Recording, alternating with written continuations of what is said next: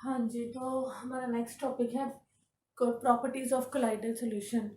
तो सबसे पहले हमने पढ़ा था कोलाइडल सॉल्यूशन होते क्या है, ठीक है, उनकी टाइप्स क्या है, उसके बाद उनकी प्रेपरेशंस पढ़ी हैं। अब नेक्स्ट है प्रॉपर्टीज क्या क्या है कोलाइडल सॉल्यूशन की। तो सबसे पहले प्रॉपर्टीज में फिजिकल प्रॉपर्टीज आती हैं, मैकेनिकल प्रॉपर्टीज आती हैं, optical properties, electrical properties and qualitative properties. तो हम वन बाय वन सारी प्रॉपर्टीज को डिस्कस करेंगे।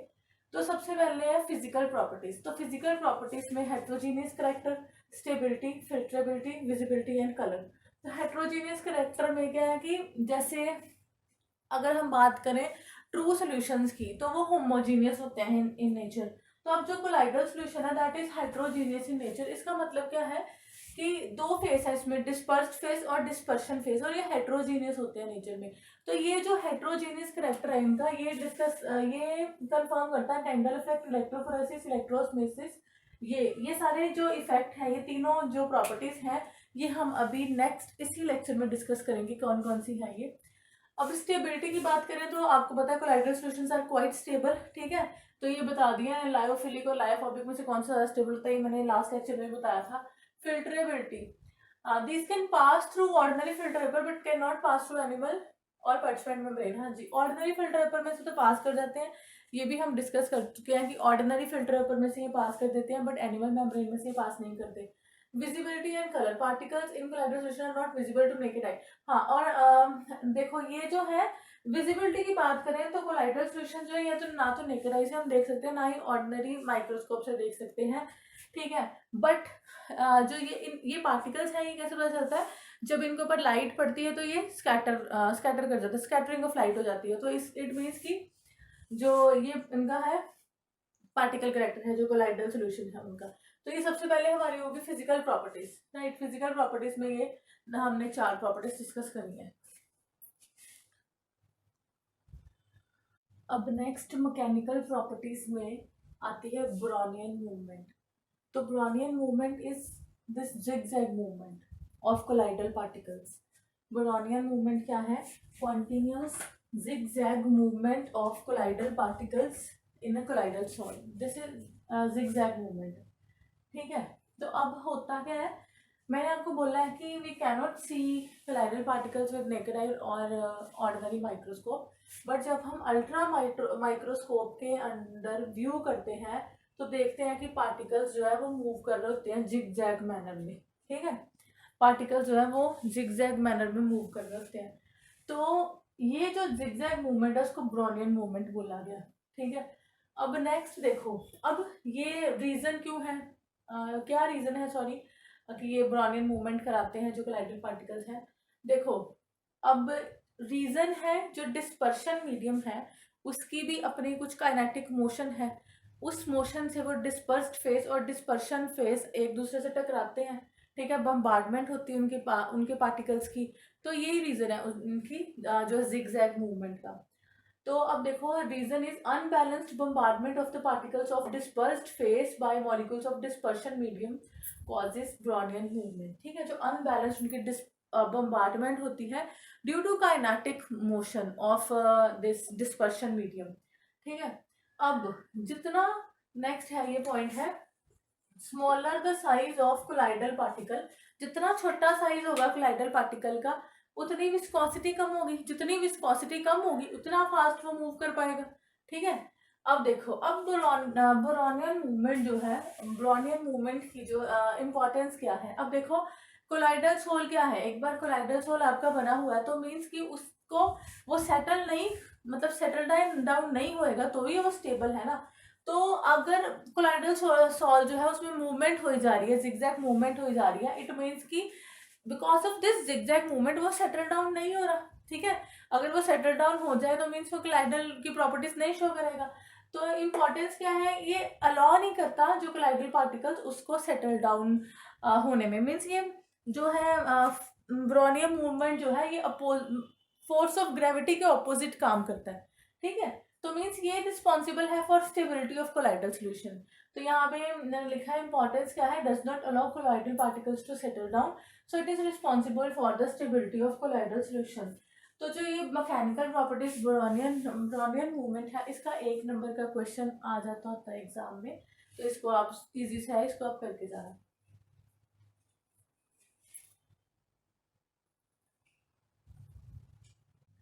अब नेक्स्ट है ऑप्टिकल प्रॉपर्टीज। इसमें सबसे पहला इफेक्ट आता है टिंडल इफेक्ट। ठीक है, इसमें क्या है, ये इफेक्ट क्या करता है कि अगर हम कोलाइडल सॉल्यूशन में से लाइट पास कराते हैं तो उस लाइट की स्कैटरिंग हो जाती है। Scattering of light by colloidal particles present in a colloidal solution. अब तुमने कभी कोई ऐसा रूम देखा हो, बंद हो, और उसमें से बस थोड़ी सी लाइट आ रही हो, थोड़ी सी लाइट आ रही हो, तो तुमने देखा होगा कि वो जो जब जिस होल में से वो लाइट पास कर रही है, तो वहां पे तुम्हें छोटे छोटे छोटे छोटे पार्टिकल्स दिखते हैं। ठीक है, तो लाइट नजर आती है। या फिर तुमने ऐसा देखा होगा, उसमें भी थिएटर्स में भी देखा होगा। ठीक है, थिएटर्स में तुमने क्या देखा होगा कि जब हम कोई beam of light cinema hall में आती है तो वो विजिबल होती है। क्यों विजिबल होती है? Due to scattering. स्कैटरिंग हो जाती है लाइट की। ठीक है, कोलाइडल पार्टिकल्स जो है उनकी स्कैटरिंग हो जाती है। कोलाइडल, अब स्कैटरिंग किसकी हो रही है, विजिबल क्यों हो रही है हमें? वो जो हम रूम, ये तो हमने बहुत बार देखा होगा, रूम में से छोटा सा होल हो तो हमें वो लाइट दिख रही होती है और बीच में छोटे छोटे छोटे छोटे पार्टिकल्स दिख रहे होते हैं। वो, अब तुम सोचोगे कि वो हमें विजिबल क्यों हो रही है, उसमें कौन सा कोलाइडल है? तो वहां पे उसमें डस्ट पार्टिकल्स होते हैं। ठीक है, बिकॉज ऑफ डस्ट पार्टिकल्स, तो वो एज कोलाइड एक्ट करते हैं, और because of that dust particles हमें जो थिएटर्स में वो छोटी सी बीम बीच में से निकल रही हो तो हमें लाइट नजर आती है। या फिर हम अगर रूम में बैठे हैं तो उसमें से अगर हम पास करा रहे हैं तो हमें लाइट नजर आती है। ठीक है, तो वो जो डस्ट पार्टिकल्स हैं उनकी वजह से वो लाइट को स्कैटर करा देते हैं। अब कोलाइडल सॉल्यूशन ही इफेक्ट क्यों देते हैं? क्योंकि उनका जो साइज है ना, 1 नैनोमीटर टू 1000 नैनोमीटर ऐसा साइज है, सो दैट वो स्कैटर करा पाते हैं लाइट को। ठीक है, समझ लगा? टिंडल इफेक्ट कुछ भी नहीं है, स्कैटरिंग ऑफ लाइट है। ठीक है, ये चैप्टर बड़ा बोरिंग है।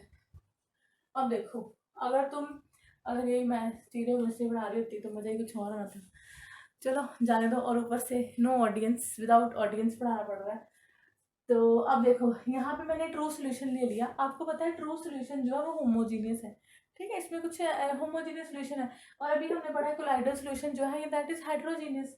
तो अब ट्रू सोल्यूशन है, यहाँ से हम टॉर्च लाइट पास करा रहे हैं तो कोई भी लाइट की स्कैटरिंग नहीं होगी।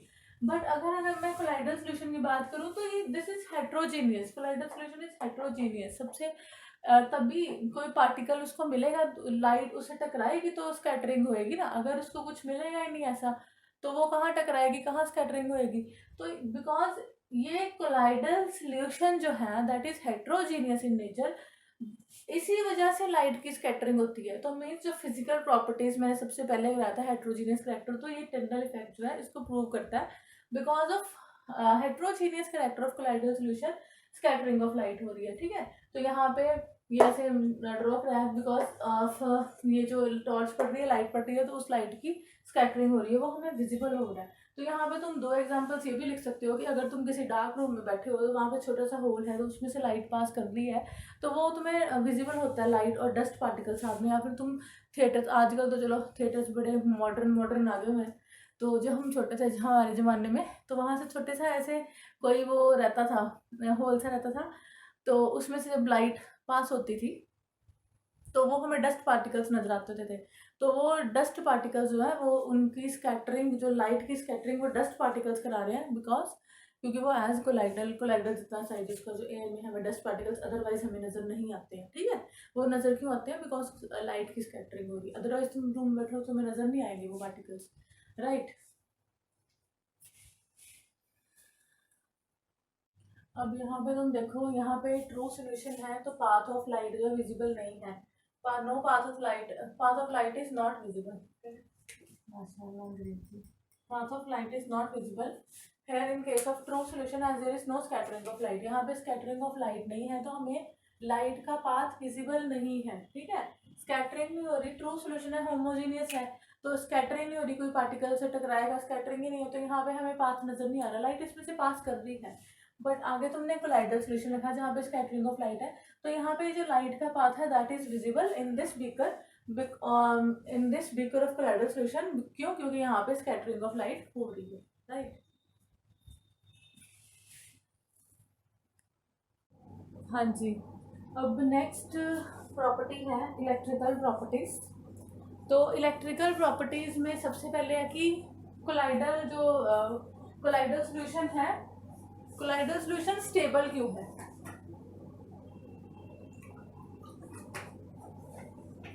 हाँ जी, तो कोलाइडल सॉल्यूशन जो है स्टेबल है क्यों?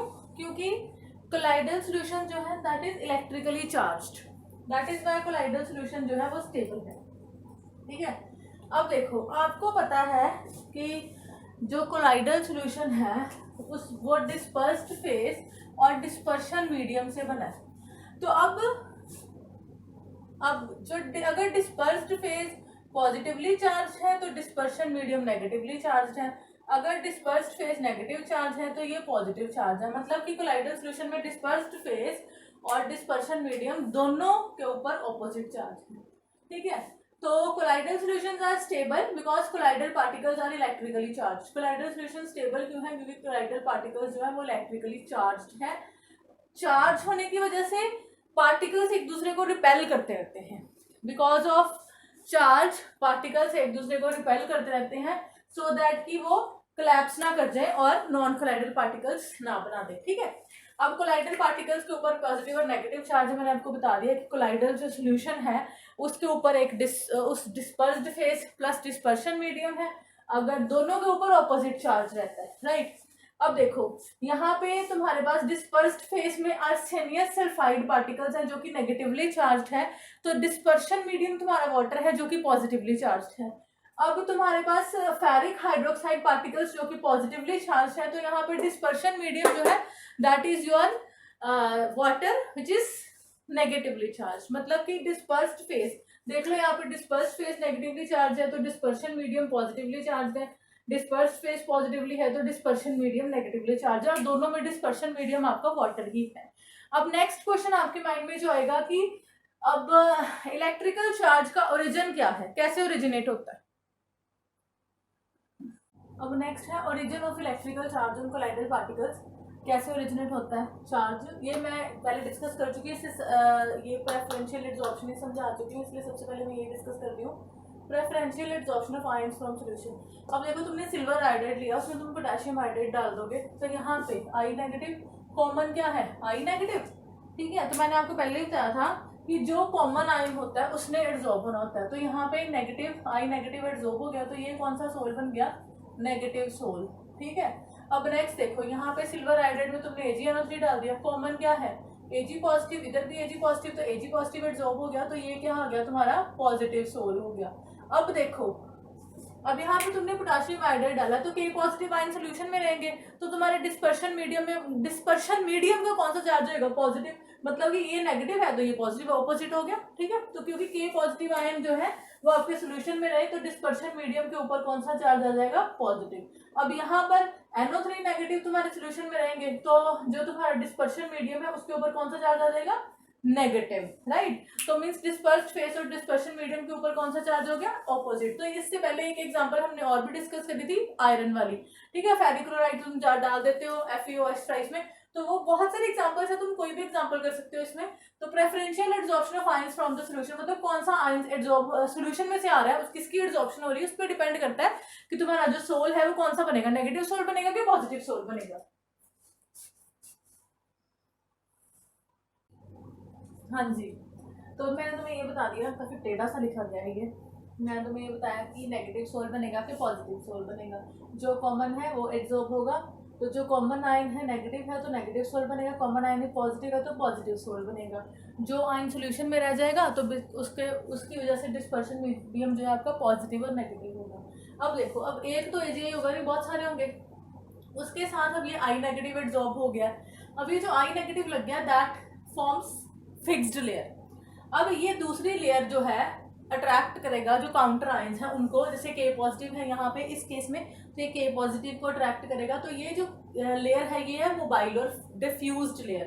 तो यहाँ पे Ag पॉजिटिव जो है फिक्स्ड लेयर है, अभी NO3 नेगेटिव जो है ये क्या है? मोबाइल और डिफ्यूज्ड लेयर। तो यहाँ पे when one type of ions of the electrolyte are adsorbed on the surface of colloidal particles it forms a fixed layer. जब एक ही तरह के आयंस जो है ये लगते हैं ये फिक्स्ड लेयर बनाते हैं, जब ये दूसरे and it attracts the counter ions from the medium forming a second layer which is mobile and is called diffused layer. जब दूसरी लेयर को ये अट्रैक्ट करते हैं दैट इज मोबाइल, उसको बोलते हैं डिफ्यूज्ड लेयर. अब यहाँ पर देखो ये डबल लेयर बन गई है, डबल लेयर जो बन गई है that is double layer of opposite charges बन गई है, इसको हम बोलते हैं हेल्महोल्ट्ज इलेक्ट्रिकल डबल लेयर. यहाँ पे ये जो डबल लेयर बनी है, ये वाली डबल लेयर जो बनी है, ये वाली जो डबल लेयर बनी है ऑफ ऑपोजिट चार्जेस, इसका पॉजिटिव इसका नेगेटिव, ऑपोजिट चार्जेस की जो डबल है उसको हम बोलते हैं Helmholtz electrical double layer.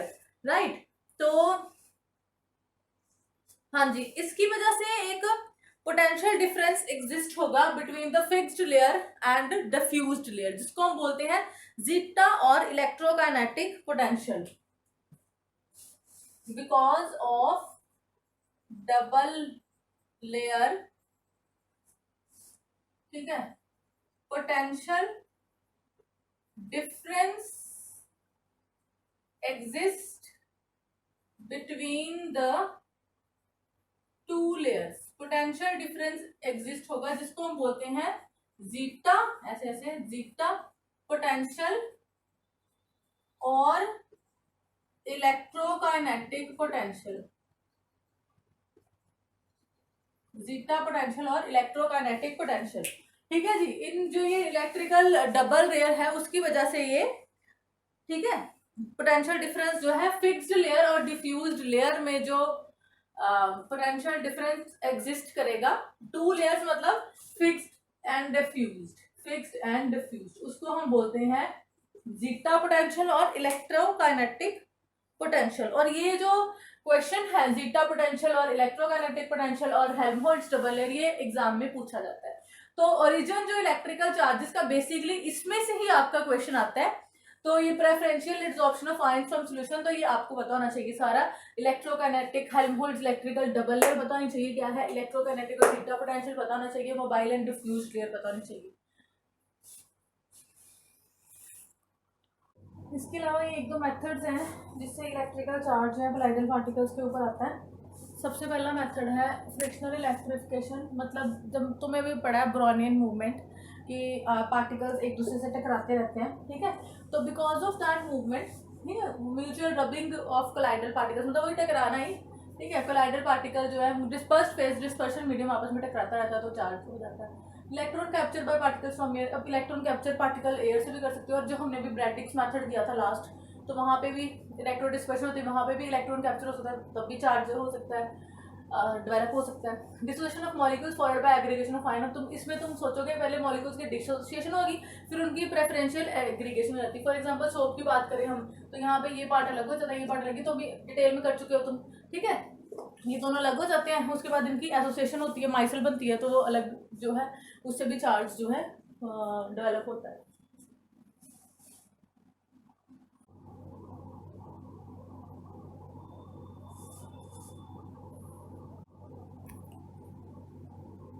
Next is electrophoresis और कैटाफोरेसिस. इलेक्ट्रोफोरेसिस क्या है? Movement of colloidal particles under the influence of an electric field is called electrophoresis. Means कि जो कोलाइडल पार्टिकल्स हैं वो मूव कर रहे हैं, अगर हम इलेक्ट्रिक फील्ड अप्लाई कर दें, किधर किधर मूव कर रहे हैं? टुवर्ड्स ऑपोजिटली चार्ज इलेक्ट्रोड, ठीक है. अब colloidal particles move towards the oppositely charge electrode get neutralised and coagulated there. Oppositely charge electrode की तरफ मूव करते हैं, न्यूट्रलाइज होते हैं, वहां पे कोएगुलेट कर जाते हैं. अब इलेक्ट्रोफोरेसिस क्यों हो रही है? क्योंकि जो कोलाइडल पार्टिकल्स है इनके ऊपर चार्ज है. ये इलेक्ट्रिकल प्रॉपर्टी की सेकंड प्रॉपर्टी है इलेक्ट्रोफोरेसिस. पहली थी स्टेबिलिटी ऑफ कोलाइडल सोल्स की. क्यों स्टेबल है? क्योंकि उनके ऊपर इलेक्ट्रिक चार्ज है. पहली प्रॉपर्टी हमने डिस्कस कर ली, क्योंकि उनके ऊपर इलेक्ट्रिक चार्ज है, इसलिए वो इलेक्ट्रोफोरेसिस जो है वो शो करा रहे हैं. अगर इलेक्ट्रिक चार्ज है तो ही वो, अगर हम इलेक्ट्रिक फील्ड अप्लाई करेंगे तो मूव करेंगे ना. तो व्हाट कॉजेज इलेक्ट्रोफोरेसिस, पहला ये क्वेश्चन आता है कभी कभी. Electrophoresis is due to charge on colloidal particles. The charge particles move towards one of the electrodes in electric field opposite. अब देखो यहाँ पे बिफोर इलेक्ट्रोलिसिस ये बनाया हुआ है, ठीक है, ये थोड़ा गंदा सा मैनेज कर लेना. तो यहाँ पे इलेक्ट्रोड जो है ये है बिफोर इलेक्ट्रोलिसिस। जब आफ्टर इलेक्ट्रोलिस, अगर हम नेगेटिवली चार्ज कोलाइडल पार्टिकल्स की बात करते हैं तो आफ्टर इलेक्ट्रोलिसिस एक पॉजिटिव इलेक्ट्रोड की तरफ मूव कर जाएगा, ठीक है। तो ये पॉजिटिव जो इलेक्ट्रोड है उसकी तरफ मूव कर जाएगा, वहां न्यूट्रलाइज जाएगा, कोएगुलेट हो जाएगा। ये है, this is electrophoresis actually. Next is electroosmosis. What is इलेक्ट्रोऑस्मोसिस?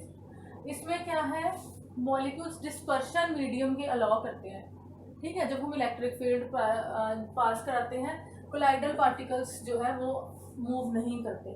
Dispersion medium के जो मॉलिक्यूल्स हैं वो ऑपोजिटली चार्ज इलेक्ट्रोड की तरफ जाएंगे।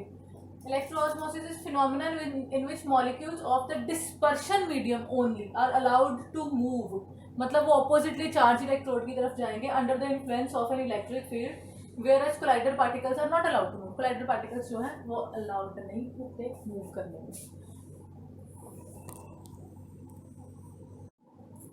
हाँ जी, नेक्स्ट इलेक्ट्रिकल प्रॉपर्टी जो है, मैंने इसलिए लिखा है नेक्स्ट इलेक्ट्रिकल प्रॉपर्टी, मिक्स मत कर देना। इलेक्ट्रिकल प्रॉपर्टीज में सबसे पहले हमने पढ़ा था ओरिजिन ऑफ चार्जेस, ठीक है, stability, electrical charge, stability of colloidal soul.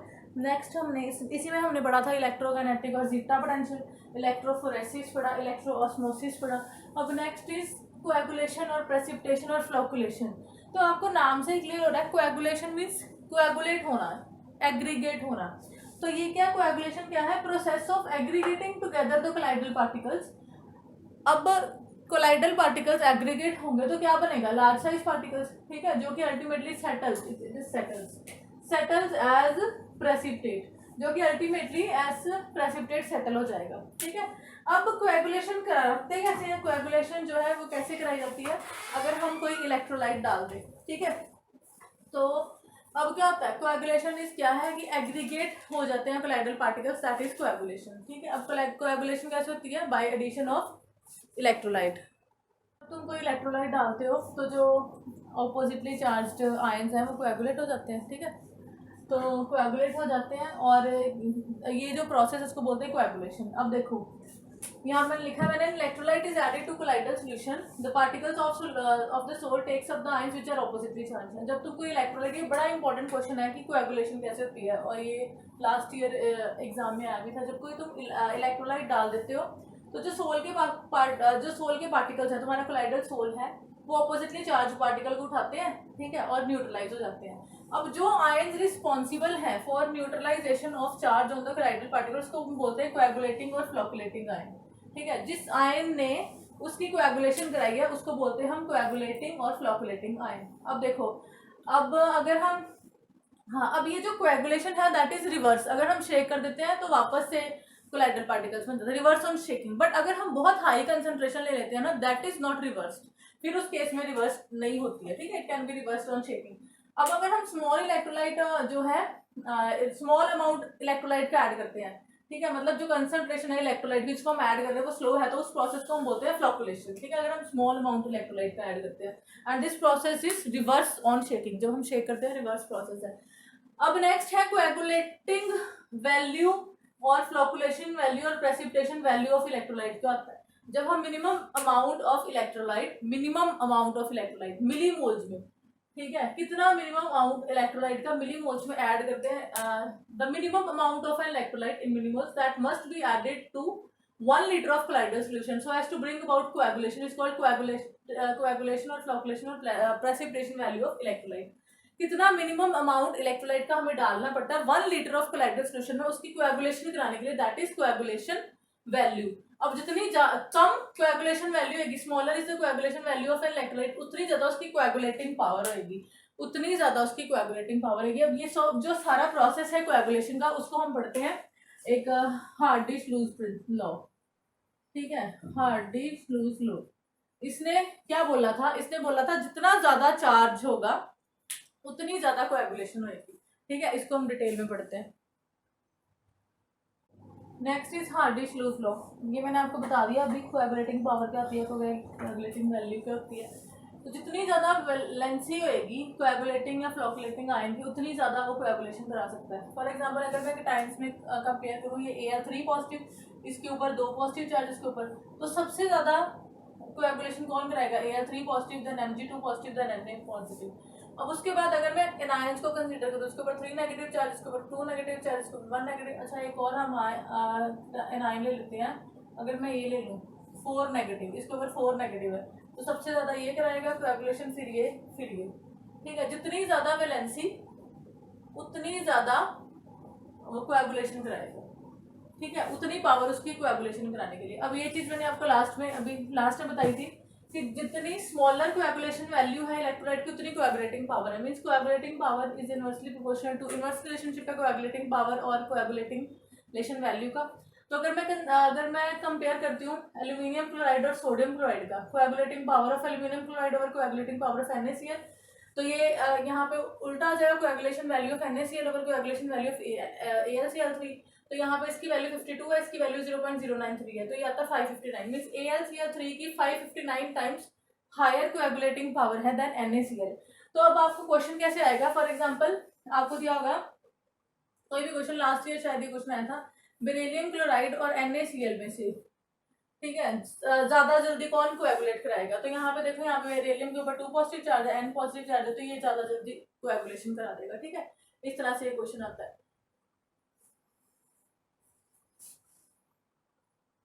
अब यहाँ पे मैंने बोला है कि एल्यूमिनियम 3 पॉजिटिव की ज्यादा जल्दी कोएगुलेट कराएगा देन Na पॉजिटिव। तो अगर मैं बोलूँ एल्यूमिनियम 3 पॉजिटिव है, 3 पॉजिटिव चार्ज है, तो मीन्स यहाँ पे 3 नेगेटिव चार्ज ही अपने साथ एक एल्यूमिनियम जो है अपने साथ लगा सकता है। यहाँ पे Na पॉजिटिव है तो एक नेगेटिव चार्ज लग सकता है।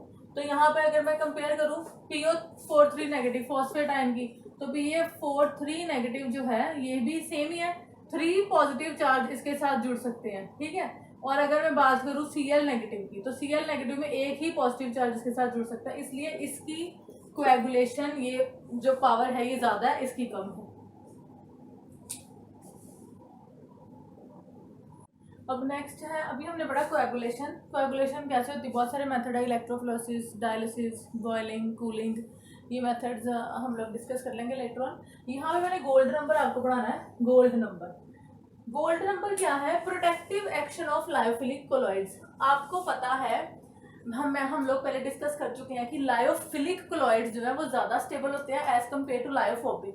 तो लायोफोबिक सोल्स जो है अनस्टेबल होते हैं और इजीली प्रेसिपिटेट आउट हो जाते हैं जब हम इनमें इलेक्ट्रोलाइट डाल देते हैं कोई भी। ठीक है, तो इसका मतलब है कि हमने लायोफोबिक जो कोलॉइड्स हैं उनको प्रोटेक्ट करना है।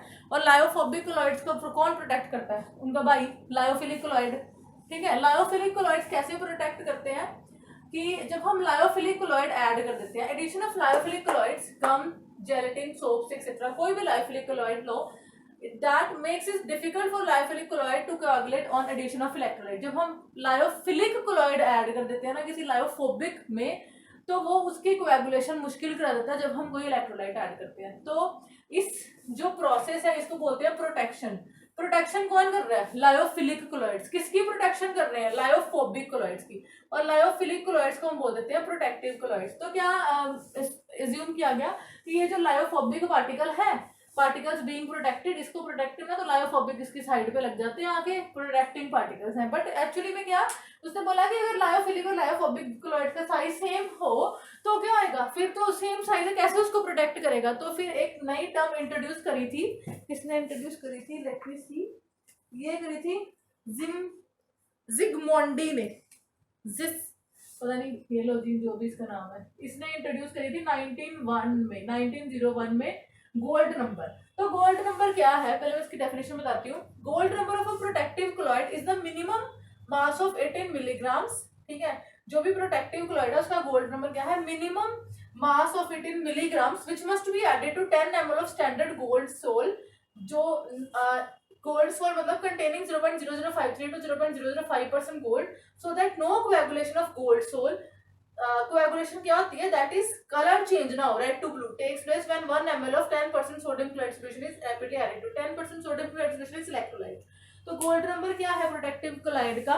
मिनिमम मास मिलीग्राम्स में से जो हम ऐड कर रहे हैं इसमें 10 ml of standard gold sol. ठीक है, so that no coagulation of gold sol, वो गोल्ड नंबर है उसका। ठीक है, कि गोल्ड सोल में डाल के देखना है 10 ml में। ठीक है, so no coagulation of gold sol. Coagulation gold sol की कैसे पता चलेगा? कलर चेंज हो जाएगा red to blue, takes place जब हम उसमें 10% सोडियम क्लोराइड सोल्यूशन डाल देंगे, मतलब वो उस पर्टिकुलर का गोल्ड नंबर आ गया। लाइक जेलेटिन का जो गोल्ड नंबर है, जेलेटिन का जो गोल्ड नंबर है that is 0.01 to 0.005, 0.005 to 0.01, sorry 0.005 to 0.01, ये इसका गोल्ड नंबर है जेलेटिन का। ठीक है, मैं मतलब जेलेटिन 0.005 जो है उसको हम डालेंगे 10 ml स्टैंडर्ड गोल्ड सोल में। ठीक है, तो अगर उसमें 10% 1 ml sodium chloride solution as electrolyte डालेंगे तो कोएगुलेशन नहीं होगी। अब देखो उसके बाद अगर मैं बात करूं पोटैटो स्टार्च किया, तो पोटैटो स्टार्च जो है उसका गोल्ड नंबर इज 20 टू 25। ठीक है, उसका गोल्ड नंबर जो है वो 20 टू 25 है। तो ऐसे गोल्ड नंबर उसने निकाला, तो वो जो है लायोफिलिक कोलॉइड्स का जो गोल्ड नंबर है उसको कैलकुलेट करके उसने बताया कि ऐसे लायोफिलिक कोलॉइड्स जो है वो लायोफोबिक कोलॉइड्स को प्रोटेक्ट करते हैं। अब जितना कम गोल्ड नंबर होगा उतना ही ज्यादा उसका प्रोटेक्टिव एक्शन होगा। ठीक है, लाइक अब इनमें से कंपेयर करें तो जेलेटिन का प्रोटेक्टिव एक्शन जो है ये पोटैटो स्टार्च से ज्यादा होगा। तो smaller is the gold number of protective colloid, greater is it's protective action. तो ये था आपका protective action of lyophilic colloid. आपको पता है लायोफोबिक कोलॉइड्स जो है वो अनस्टेबल होते हैं, इजिली प्रेसिपिट आउट हो जाते हैं, इसलिए लायोफिलिक कोलॉइड्स हम उसमें ऐड कर देते हैं उसकी प्रोटेक्शन कराने। कितने ऐड करने चाहिए वो हम कैसे डिटरमिन करते हैं, गोल्ड नंबर से। ये बड़ा इंपॉर्टेंट है हार्ड डिस्क्लोजर गोल्ड नंबर। ठीक है जी, थैंक यू।